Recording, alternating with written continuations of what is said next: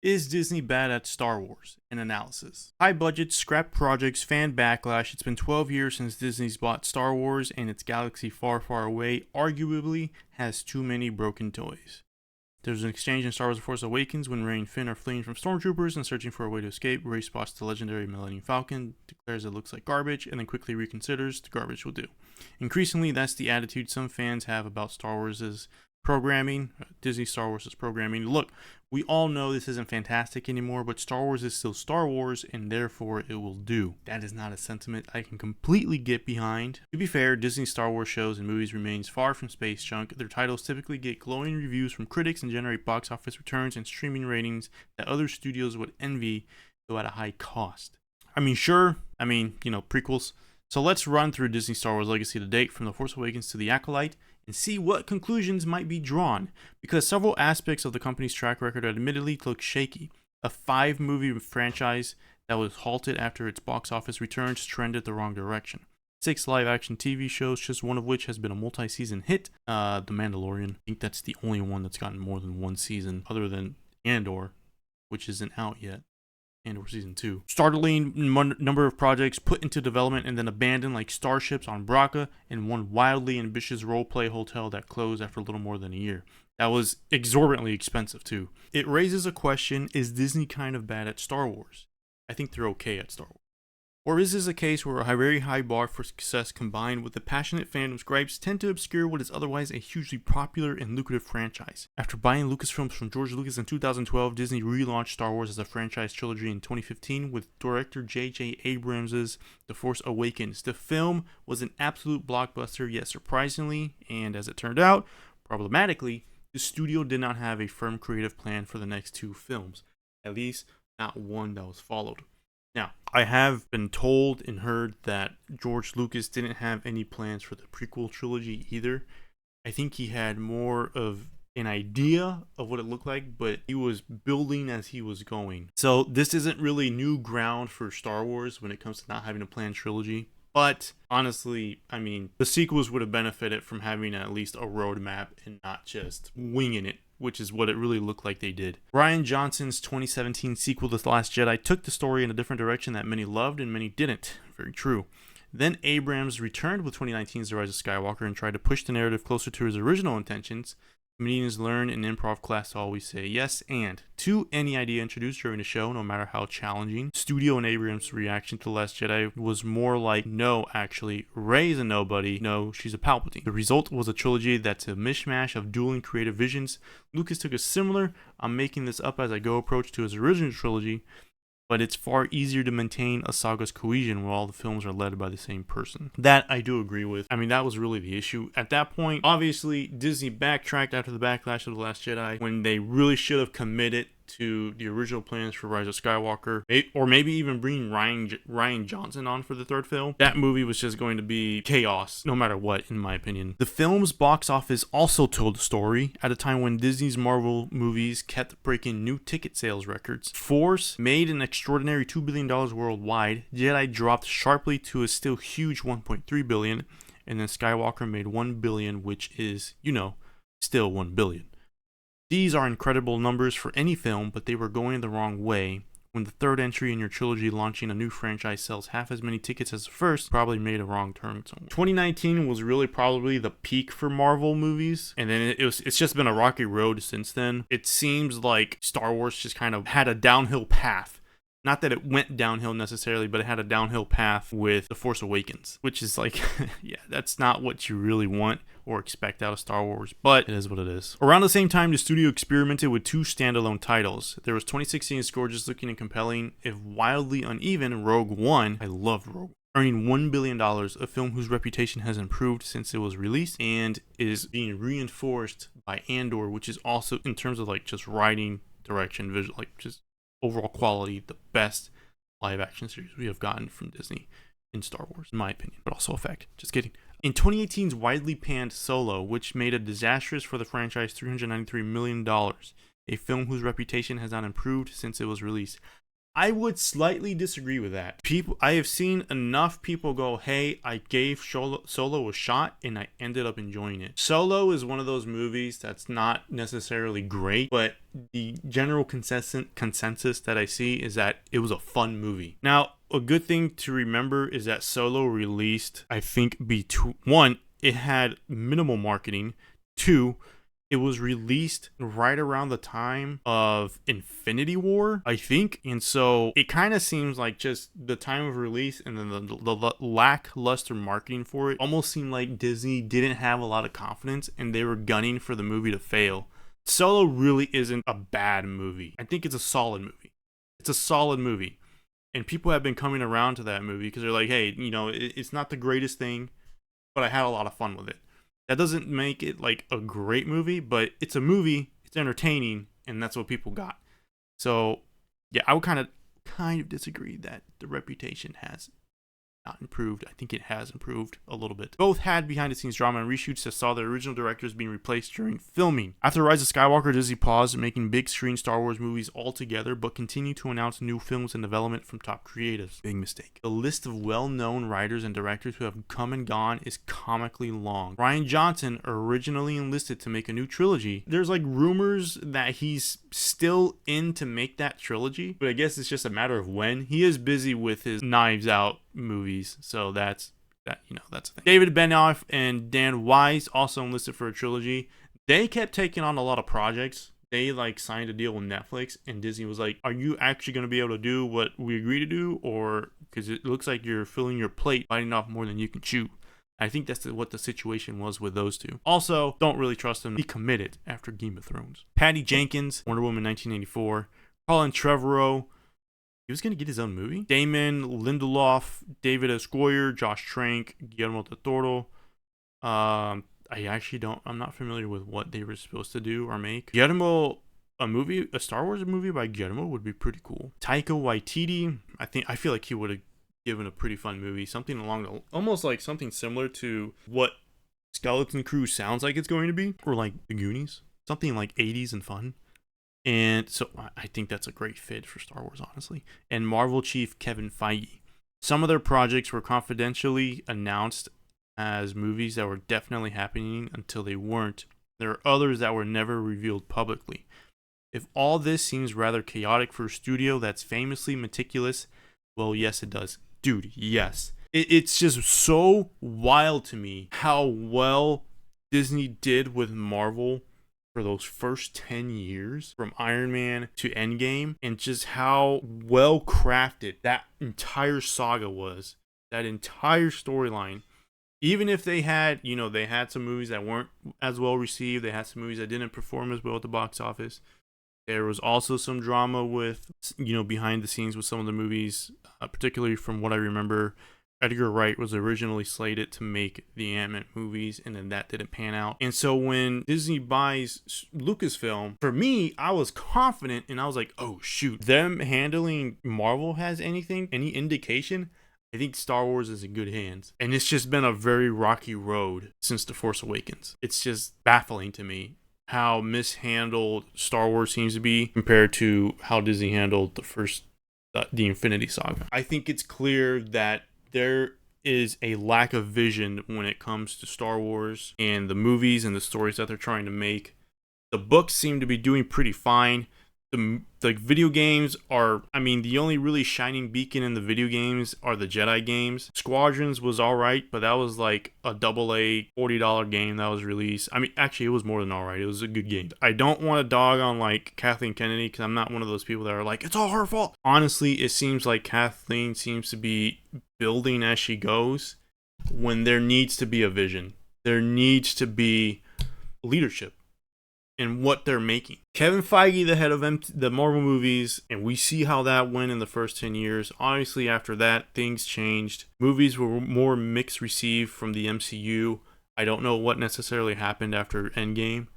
I don't know how involved Kevin was in each of these projects. He was spread pretty thin because Disney was just pumping out Disney Plus series and movies from Marvel, and then we all know how that went. So I don't really know what's going on behind the scenes but it just screams lack of vision to me. The charitable read is that the Star Wars movies should be very special and the studio is determined to get them right, except they haven't shown that.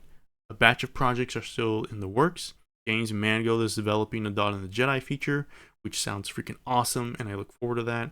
Sean Levy is working on an untitled film. Jenkins' Rogue Squadron was resurrected this year. Despite Wonder Woman 1984, I'm still looking forward to a Rogue Squadron movie. I think she'll do fine. And Lindelof's feature starring Daisy Ridley's Rey has shifted to director Sharmeen Obaid Chinoy. I watched her the two episodes that she directed in Ms. Marvel. I think those were fine episodes. I think they were well directed. I think the weak point in those episodes was in the writing. That wasn't Sharmeen at all. She was just directing those two episodes. And those are the two lowest rated episodes in the Ms. Marvel series. So it's kind of like a little worrying. But I think since she didn't have anything to do with the writing, the direction was fine. I thought the direction was fine. It was even like some of the shots in those two episodes were also pretty good. I'm not too worried about Sharmeen taking helm of Daisy Ridley's movie. And it's written by the guy that wrote Peaky Blinders, I think. So I'm cautiously optimistic, but I think they're gonna be cooking up something pretty good. It's uncertain which of these, if any, will be made. Even as the studio spat out announcement after announcement on the film side, I wonder if that was just for like shareholders? If they were just trying to go like, hey, we're still making stuff. Disney largely switched its focus to bringing Star Wars to TV for its Disney Plus streaming service.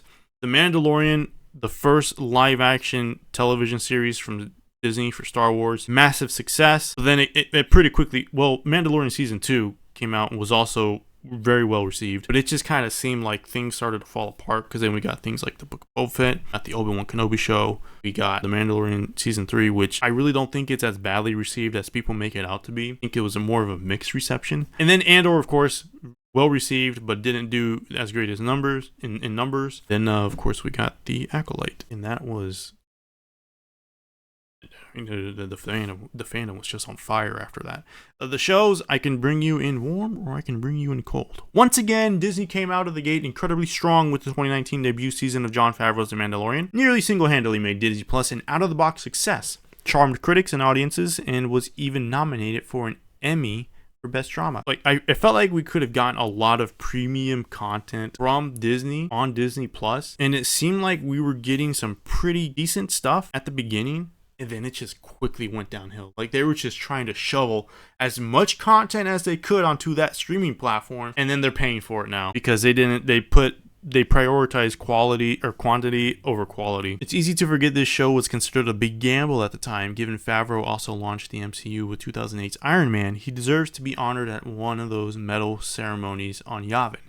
In Season 3, The Mandalorian creatively stumbled a bit, ratings slipped a little, and the show received backlash for the first time. The interjection of Grogu into the Book of Boba Fett is one of the biggest mistakes they could have made with their live action shows. That should have been left for like the middle of Season 3 of The Mandalorian. The episode, I think it was episode 3, maybe 4 of Season 3, that's focused on the former Imperial and the former Imperial officer in that whole kind of like thriller-esque episode. That felt like it was supposed to be in a completely different series. I think once Rangers of the Republic was scrapped, some stuff was like mixed around. They moved this episode into The Mandalorian Season 3. They moved stuff. I think Grogu was probably supposed to originally be in Season 3. Like Din Djarin going to bring him back from the Jedi Academy. I feel like that was supposed to be originally in Season 3. And then that got like moved into the Book of Boba Fett, and it's just completely hijacked his series in my opinion. Having Din Djarin appear as like a special guest in the series is no problem at all. Honestly, it would have been cool. It's like, okay, this is what he's doing while Grogu's training to be a Jedi. He's teaming up with he's teaming up with Boba Fett, and they're doing their thing. And they just completely went off the wall. So to me, that shows that there was, once the Rangers of the Republic was canceled, they started to shift things around, and it affected the overall quality of the other series that we got. Instead of a fourth season, Disney decided to pivot The Mandalorian to launch its first Star Wars feature film since The Rise of Skywalker, coming in 2026. The Mandalorian and Grogu will probably perform well. Yet, it also looks like Disney spent many years in untold capital struggling to develop a new Star Wars movie, and its best idea was an extra-long episode of a TV show. That is just so crazy to me. I have no problem with the Mandalorian movie, but if you're just going to keep changing things, like, oh, we were going to have, Jon Favreau said the Mandalorian could go on as a series for as long as he desired. And instead of doing a season 4, they're going to turn season 4 into a movie. And I'm just like, at this point, earlier I would have had confidence in Disney, like going, hey, this just doesn't seem like, this seems like it would work better in this medium than this medium. And I would have been like, cool, they know. But right now, I have no confidence in Disney making the right decision for their properties. Just from how they've been handling their properties as a whole in the last few years, I'm still looking forward to the movie. I'm sure, Jon Favreau and Dave Filoni are doing it. I trust Jon Favreau. It just seems to me that Disney's getting desperate, and so they're pivoting to things that they think will work better. And I kind of get that, but they need to commit. From The Mandalorian came 2021 spin-off The Book of Boba Fett, which is where some problems with the franchise's TV efforts first emerged. The production quality in The Book of Boba Fett and the Obi-Wan series, not up to par. There should be a standard when it comes to the production quality in Star Wars. Star Wars, since the very first movie, has always been innovative within the creative process of special effects and visual effects, all audio, all that. We got Skywalker sound out of the Star Wars movies. Prequels, like the first digital movies or movies shot on digital, and it changed the industry forever. The Mandalorian, obviously, we got the volume, and that was great and cool. But like the Book of Boba Fett and then Obi-Wan just looked not up to par. Not up to par at all. In my honest opinion, unacceptable that they looked the way that they did. So much about this brief effort was weirdly clunky. 2 Mandalorian episodes were inexplicably sandwiched into the show's 7. And they felt like a band-aid effort to repair a struggling show. The Book of Boba Fett was originally a series, not a mini-series, but it was quickly considered concluded. I am so upset by that. One, I love Temuera Morrison. Loved him since he was Jango Fett. Coolest character, cool guy. He deserves more. He deserves a series that actually respects his character and is willing to put in the work to really flesh his character out and give a good, compelling story. The ideas in the Book of Boba Fett I thought were fine. With him like turning a new leaf, I would have loved to see more of what we got in his guest appearance in The Mandalorian Season 2. I would have loved to see more of that Boba Fett. I think Temuera Morrison would have even loved to see more of that Boba Fett. Him turning a new leaf, I think, is an interesting story. But dude, like seriously, him trying to be a mob boss that's a nice mob boss just doesn't work, man. I don't know, like we have real life examples of mob leaders or cartel leaders taking care of, the people, but more so in their own vested interest. There's a certain way I think you have to approach that kind of story. And here in an 8 episode, what was it, 7 or 8? What do they say? 7 episodes, like, oh my gosh. The run times, you have 7 episodes, but then on top of that, they're like 30 minutes max. We rarely get like 40-minute episodes. We rarely get 1-hour episodes. I don't understand what it is with Disney and having 7 or 8, 6 to 8 episode seasons, like 30-minute episodes. The standard seems to be 10 episodes, roughly about an hour long.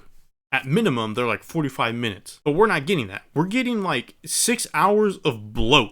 If you're just going to do like 4 episodes and then tell the story within those 4 episodes, then do that. At least tell a tight story without filling it with a whole bunch of stuff. And then clearly you're shoehorning stuff that's supposed to be in another series into another series, probably to shift budgets around.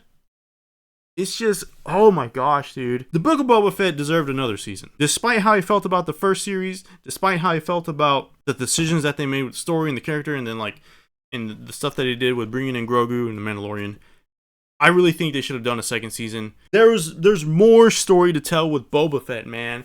Like, how do you fumble a character so badly?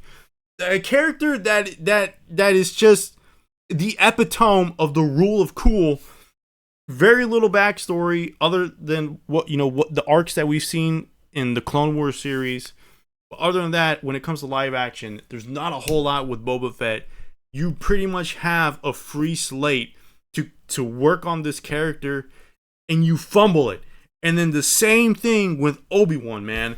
There are moments that I love from both shows. Don't get me wrong. There are moments I like from the Book of Boba Fett and from the Obi-Wan series, particularly the interaction with Obi-Wan and Vader in the finale, because hit me in the heart. But like, it's baffling, man. It just doesn't make any sense how they can fumble such iconic characters so hard. Anyway, yeah, I'm pretty upset about the handling of those two, but particularly Boba Fett. Tamora Morrison deserved better. He deserved better. Boba Fett as a character deserved better. I would have loved to have gotten the second season. I would have loved to see Chrysanthemum return. I don't know, maybe we can get a Boba Fett movie and just have him be a complete badass the entire run.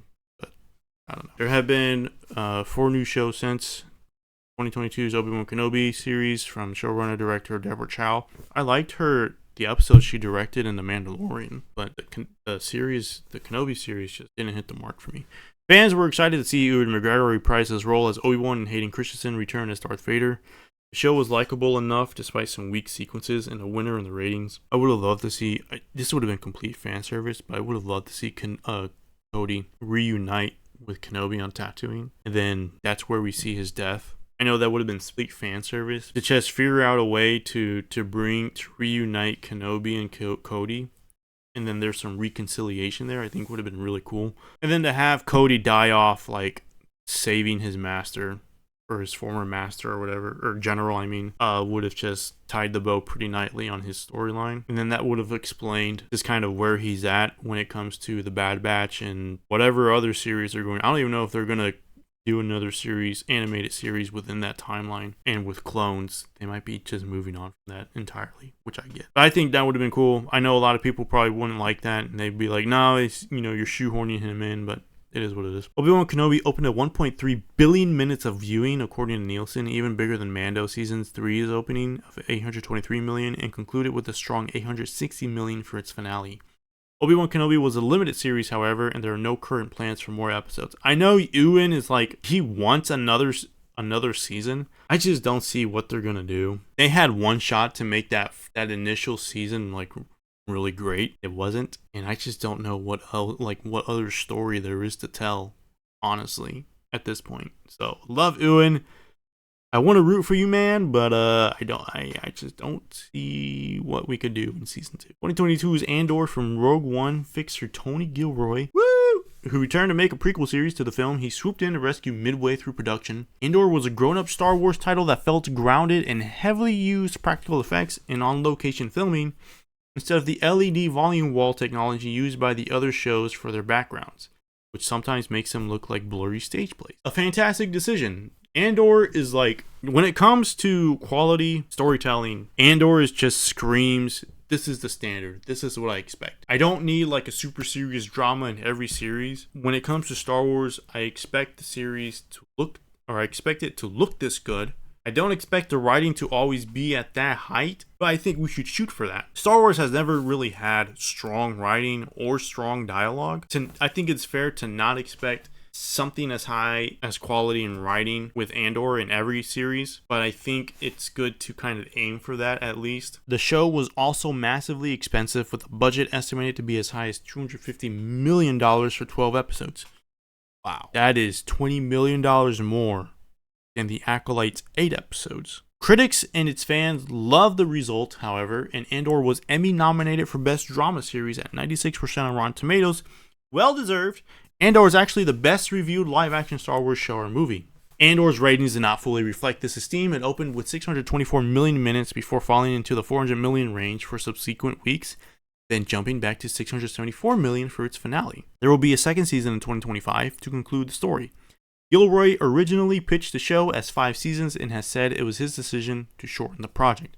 It would not be surprising if Andor's ratings pop for season 2 as more casual Star Wars fans discover the show. Yeah, honestly, when they originally announced this show, I was like, why?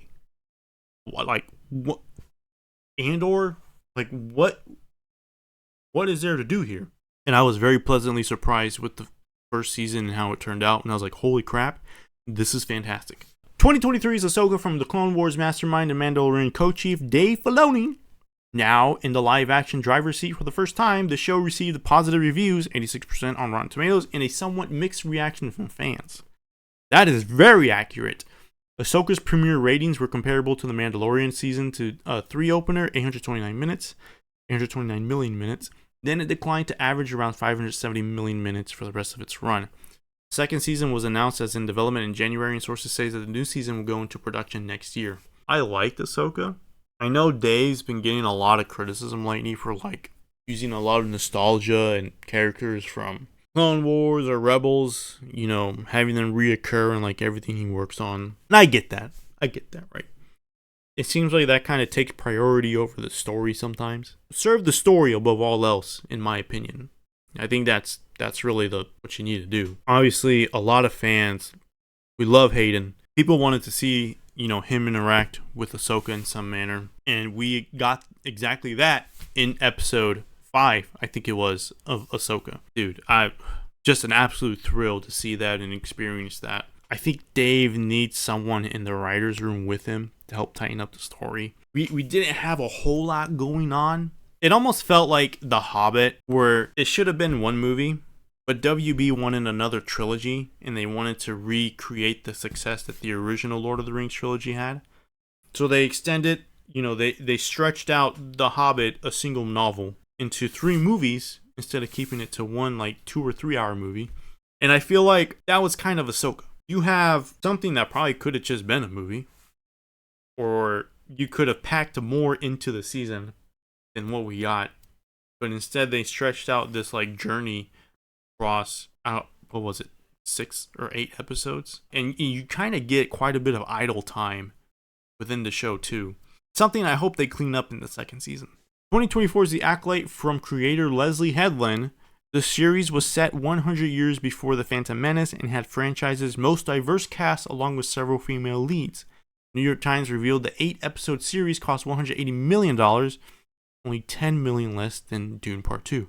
We got an update saying that The Acolyte went into $230 million, which is just insane to me. Studios across the industry just seem to be pouring in these large budgets, and it doesn't really seem to be showing up in the final product. So, there's murmurings of money laundering going on across the industry with some of these big studios. And I don't really know what to say on that. I wouldn't be surprised, but $180 million, $230 million for The Acolyte, it's just crazy to me.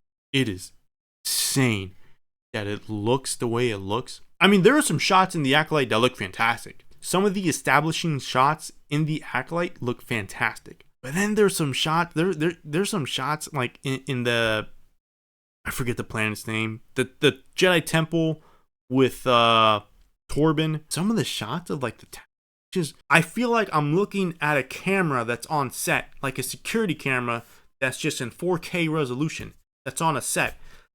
Some of the shots in the forest on the planet that Kalnaka is on, I'm just like, this is clear. These plants are clearly fake, and there's a box light, a big box light in the background that's acting as the sun in the middle of a dense forest. What are we doing here? It just didn't. There are some shots that just did not look good, and it literally looked like I was looking at a set on screen. And so I'm just like, and then some of the lighting off of the lightsaber combat was great in The Acolyte, by the way.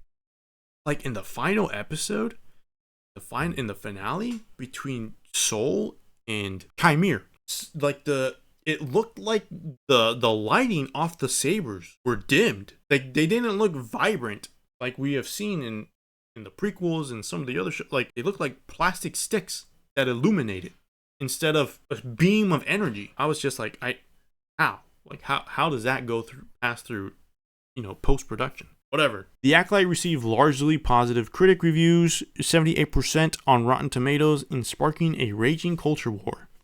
This was the worst state I had ever seen the fandom in. I didn't even want to keep talking about Star Wars after this, because I praised the first 2 episodes of The Acolyte. I got hounded. I started criticizing the series as it went on. I got hounded. People told me to get a lobotomy. People told me that I didn't understand Star Wars, and I'm just like, I was over it. Battle that once again exposed the ugly side of online fandom. True, the Acolyte's backlash and criticism is difficult to parse as many fans detail their creative objections to the show's storytelling and its bold take on Jedi lore. Just because we didn't like this doesn't mean we're racist, basically. I mean, it seems like the minimum requirements to slap on you're a bigot, you're a racist, all these other labels onto somebody seems at an all-time low. Now, that's not to say that there aren't those kinds of people in the fandom, because there are. There are misogynists and racists and bigots in Star Wars fandom, unfortunately. But it just kind of seems like people are conflating any negative criticism with those kinds of people, and it's just harmful overall. It doesn't help. And vice versa, like, you have like the toxic positivity people and all that, so it's a mess. Some other Acolyte bashers were, well, clearly racist. Yes, that is true. I have seen it. The Acolyte's premiere ratings were the lowest to date for a live-action Star Wars series launch, 488 million minutes, according to Nielsen's US streaming figures. Then the show's ratings sunk further, with the Acolyte dropping out of Nielsen's top 10 entirely for several weeks. Not typical for a Star Wars show. It was impossible for Disney to spin this one as a concluded story. The season ended on a cliffhanger. But the Acolyte is not getting a season 2. The cancellation has been portrayed by some defenders as baffling, even conspiratorial, but the show's ratings, trend, and reception point to a pragmatic decision on the studio's part. Look, I do feel like Disney just cuts stuff. Like, the moment they see something not reach their expectations, they just drop it immediately, like almost without a second thought. They just, well, that didn't work, and then they abandon it. I wasn't gunning for season 2 of the Acolyte. I rooted for the show at first. It's the High Republic. I've read some of the High Republic books. I like the era. There are some characters I like. There are some moments I like in the Acolyte. I really want to see the High Republic in live action more. I think there's so much potential in bringing that era onto screen. I just wasn't happy with this series. I didn't like the direction they took. I didn't like some of the decisions they had the characters make. I didn't like the writing for some of the characters. I had a lot of issues. I wasn't gunning for a season 2, but at the same time, I'm not discouraging people from fighting for a season 2. I think that's great. I mean, when the Clone Wars got canceled, I was very upset. I was all in support for getting more Clone Wars. And we finally got Clone Wars Season 7. Will we ever get a Season 2 of the Acolyte? I don't know. Maybe sometime way down the line. But I don't know. I don't really see it happening, but who knows? The thing is, Disney, they need to be able to commit instead of just going, this didn't work well, so we're abandoning it. They need to go, just go back to the drawing board. You can. I didn't have a whole lot of confidence in the Acolyte improving in the second season. I mean, it's possible. You can do it. You can improve a series. You can have a bad first season and then have it pick up in the second season. That's kind of like the consensus when it comes to Rebels. First season's kind of slow, more for kids, right? Second season starts getting better, and then it just only goes up from there. The Clone Wars, the Clone Wars kind of only really picked up in around season 4, I think, or season 5, and then it stops in season 6. And then finally we get, season 7, 8 years later or something like that. So the Clone Wars went on to kind of being... It didn't really start growing up with its audience until around midway through the series. That's 2 or 3 seasons and kind of there's some good stuff. There's some alright stuff. A lot of people look back on the Clone Wars through rose-tinted lenses. It's still my favorite Star Wars series of all time. It's still some of my favorite Star Wars stories and projects of all time. So, I love the Clone Wars, but it wasn't as picture perfect as everyone kind of paints it up to be. Disney, you gotta learn to commit, bro. You gotta learn to commit. You can't just be dropping stuff at the at a moment's notice because it didn't do the numbers you wanted it to do. On December 3rd, Disney is launching Jon Watts and Christopher Ford's Skeleton Crew. I'm looking forward to that, which centers on a group of children embarking on a space adventure. Making an all-ages rating smash is difficult nowadays, so having Skeleton Crew focus on kids, like Andor's targeted at grown-ups, might be a smart play. I think so too. And they said it's Star Wars The Goonies. I love The Goonies. I'm all for it. I can't wait to watch this series. I hope it's great. The creators have strongly suggested that the show will be another one-and-done limited series. Look, if that's the plan from the get-go, then you're setting out to tell a complete story right then and there. I think that's great. If you're going to go, it could go on longer, and you kind of just leave it open in the air. It's like Lizzie Headland. She goes like, we tell a complete full story in the first season, but we're gonna leave it open to where there could be another season. And I'm like, I mean, just it feels like you ended it in confidence that you were going to get a second season, unless its ratings decide otherwise. Look, Star Wars is just, it's in a hole right now. It is what it is. It's in a hole right now. I do hope the show does well, but I hope it does well and deserves the praise that it gets. I hope it's great. Looking ahead, we have hope. Rebellions are built on hope. So that's 6 live action shows in 5 years. Just one, The Mandalorian, has been an outright hit with critics and fans and has delivered a multi-season run, which is the traditional model for TV success. Please, Disney, please, 10 episodes a season, hour-long episodes. It just makes sense to me. And if you can't do that, please figure something out. Because the run times you have going on across your live action series, just, it doesn't really seem to be doing a whole, it doesn't seem to be working. This doesn't mean a single season of TV cannot be a win. Limited series are considered hits all the time. But there's a reason popular close-ended limited series like the debut seasons of HBO's The White Lotus and FX's Shogun were given second season orders and became ongoing series. Making a show that can run for multiple seasons is a typical goal, even for streamers, because it encourages subscribers to stick around. There are also considerable startup costs to making something new, particularly in the fantasy space, enormous amounts of production, costume, and prop design. Yeah, that's true. And all-around world building. The Acolyte Season 1 took 4 years to make, but a second season would have likely only taken half that time. Ongoing series, a company doesn't have to work so hard and spend so much to keep re-earning its audience. That's true, and that's fair. I think a season 2 of The Acolyte would have costed considerably less. One would think Disney would have wanted more juice from some of these squeezes. It kind of sucks that it seems like the only consistent studio that we're seeing make quality TV is HBO. And I think FX. I don't think I've watched too many series from FX. I think from what I have seen, they're more or less pretty consistent when it comes to their quality. I haven't seen Shogun yet. I just watched Reservation Dogs. Great show. Love that series. Looking forward to watching Shogun when I come around to it. HBO, I've been watching The Penguin. I watched the first 2 episodes. I'm loving it, honestly. I've seen some other HBO series, Game of Thrones, Silicon Valley, They are pretty consistent when it comes to quality, and they really seem to prioritize the right things when it comes to making television. And for some reason, it just feels like Disney isn't really doing that. It's very disappointing because they have the MCU and they have Star Wars, 2 rich worlds, rich in characters and lore, with so much that's already been pre-established. Decades of comics, and then decades of books for Star Wars and comics. It just seems don't have a clear idea of what they're doing all the time, and it's wildly disappointing. And then on top of that, they just don't seem to want to commit. They don't put confidence in stuff that they make. I'm no expert, so I could be completely wrong. That's just my outside perspective. That is my perspective from an audience member. That's just what it kind of seems like. Like I said, lack of vision. I think that's the biggest thing.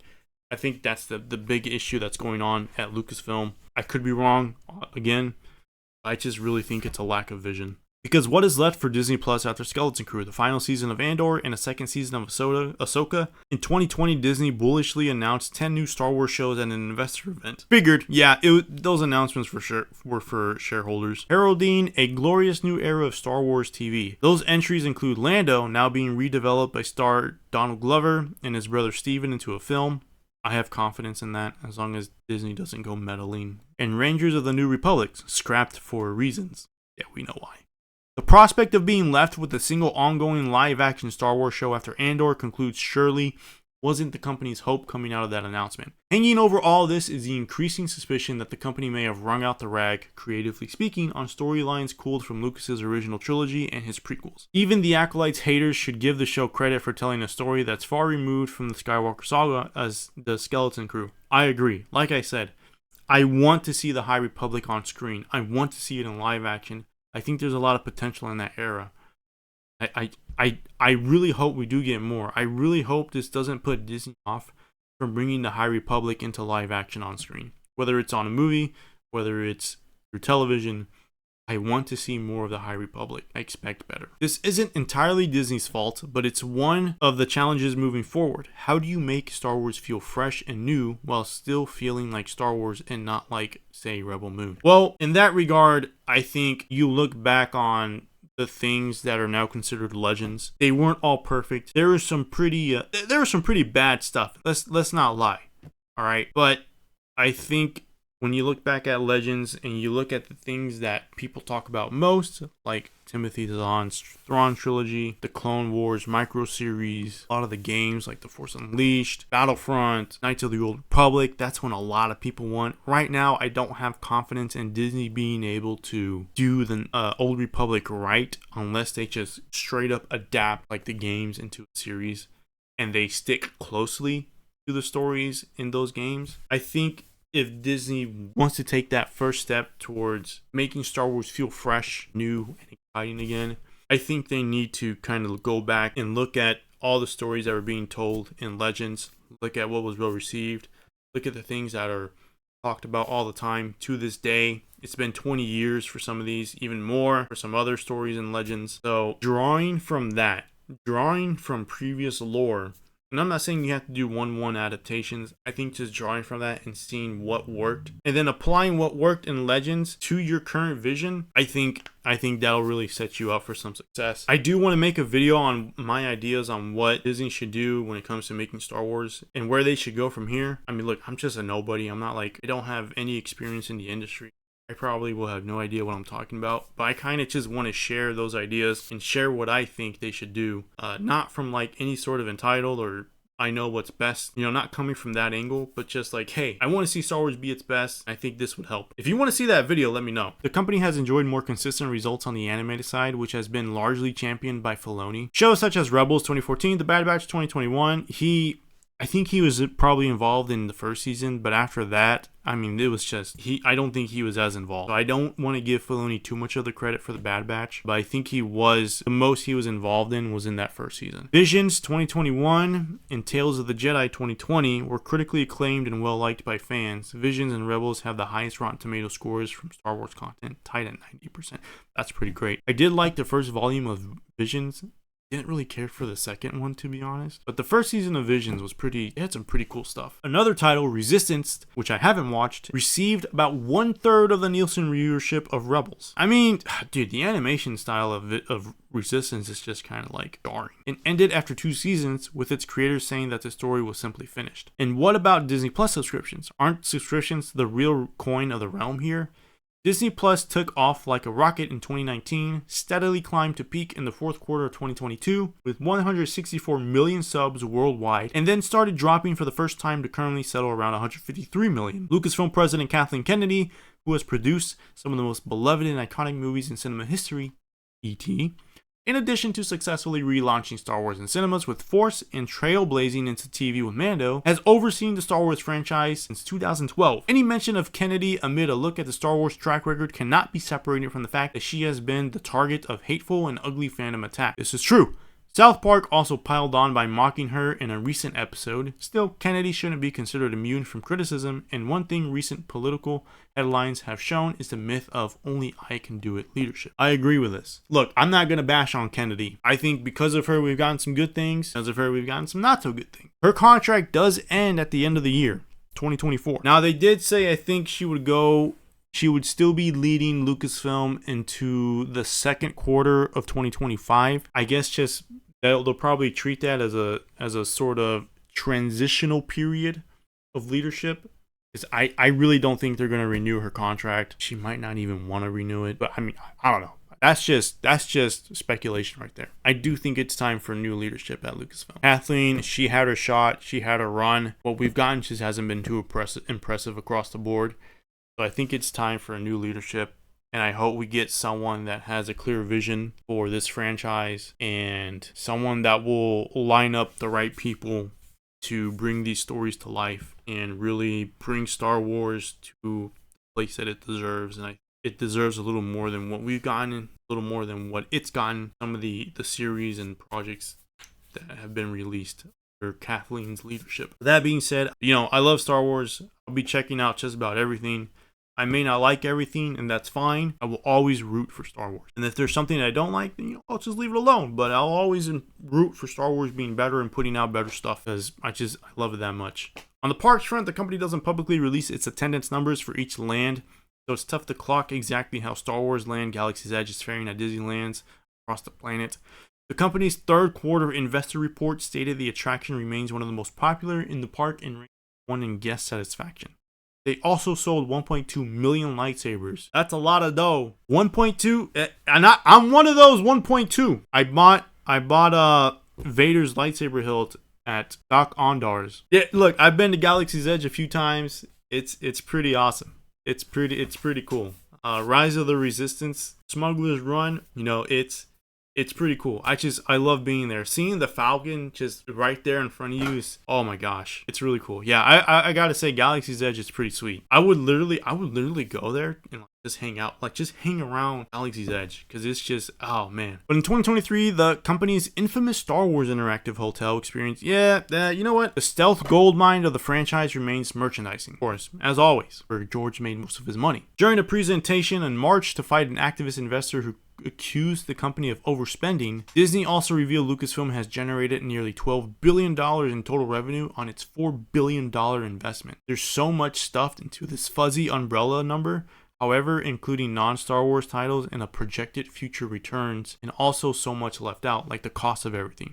So it's tough to know what to make of that $12 billion other than Star Wars generates a lot of money. Absolutely. Which you probably already knew. Even with poorly received or mixed received things, Star Wars is still pulling in money. Now you could probably argue that it's not making as much as it could. If things were more well received, if we were getting better TV series and more games and all that stuff, that the revenue would be even higher than that $12 billion. And that, I think I would be inclined to agree with you on that. But at the end of the day, Star Wars just makes money, man. So let us, at long last, get back to that big question in the headline. Is Disney bad at Star Wars? On balance, no. Disney gave Star Wars fans what they wanted for decades, a lot more Star Wars from different visionary filmmakers, and some of it has been terrific. A dormant franchise that once followed a single dynastic storyline has exploded into a more diverse galaxy of characters and stories.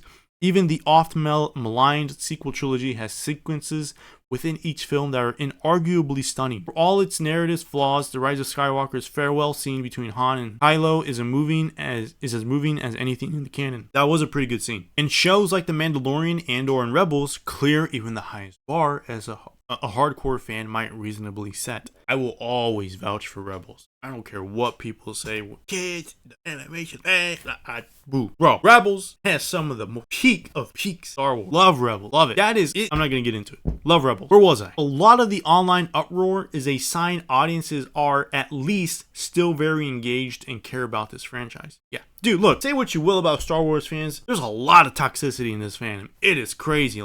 There's points where I don't even want to be a part of this fan. But you can't deny that I think Star Wars fans are some of the most passionate fans out there. It's just, you have people that really care, man. There's a lot of passion within the Star Wars community. But the thing is, the way a lot of people go about it is just wrong, unhealthy, not productive, or constructive. Then, of course, you have people that have already decided how they're going to feel about certain things or certain stories or projects, and they don't let go of their preconceived notion on those things. Like people that were hating on The Acolyte before it even released, people hating on The Acolyte just from the single teaser that was released, and then just going, when the show came out, they were like, yep, see, it's trash, it's garbage. And I'm like, are you even watching the show?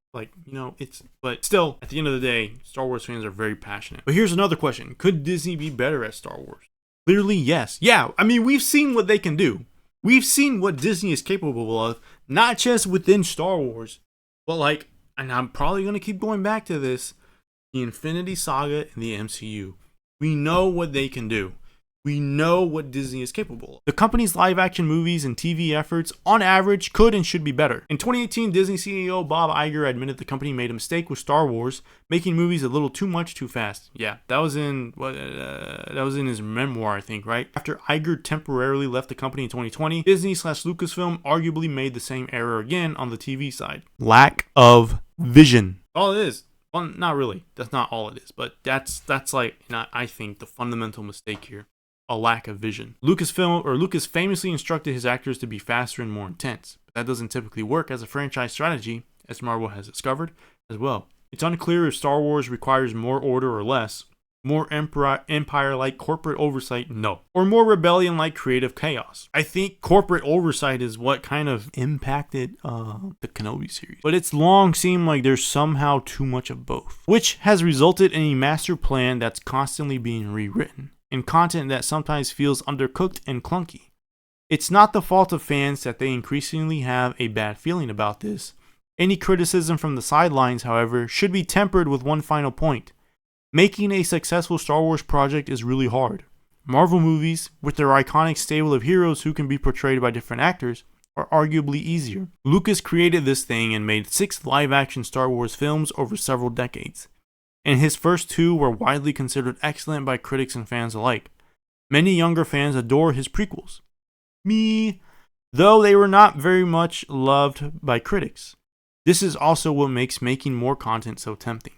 The original Star Wars and The Empire Strikes Back were profoundly amazing and so captivated generations of fans and have launched literally thousands of products and generated billions in direct and ancillary revenue. In 1981, Lucas changed the title of his first Star Wars film to A New Hope, and the name is apt. It's literally what's fueled studio executives, creatives, and fans ever since. Each time another Star Wars title opens with a rousing fanfare, a scroll, and a star field, all of us get that same feeling, A New Hope, over and over again. I have that feeling right now. Just imagining the scroll on Starfield and the freaking oh my gosh, I love it. Yeah, look, honestly, this was a good article. This is very well. Who did this? Oh, it's by James Hibbard. Okay, shout out James Hibbard for this article because this was good. And I appreciate that it doesn't really teeter towards one side or another, as we see a lot in the online discourse on Star Wars on social media. You know, there's always it's a lot of extremes when it comes to the negativity or the positivity.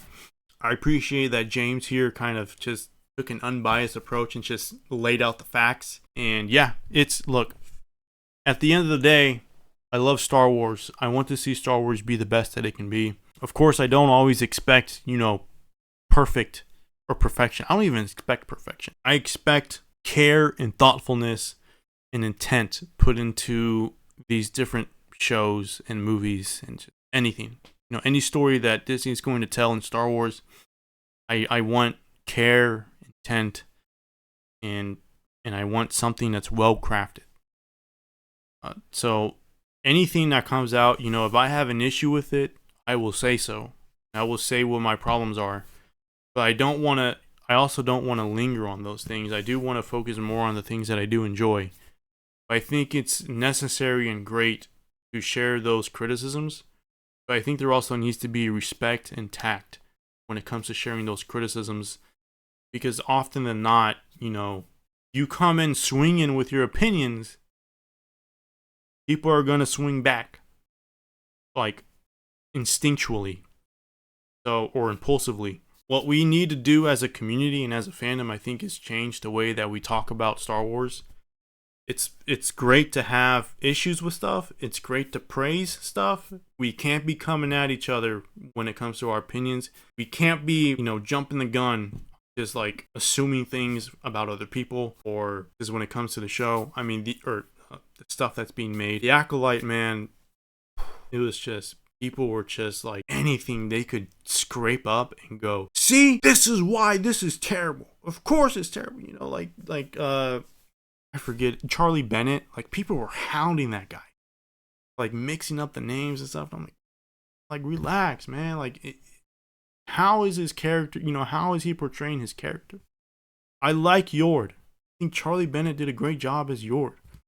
So maybe he not well versed on the lore or mixed up names, whatever. That had no impact on the story or his performance of his character in The Acolyte.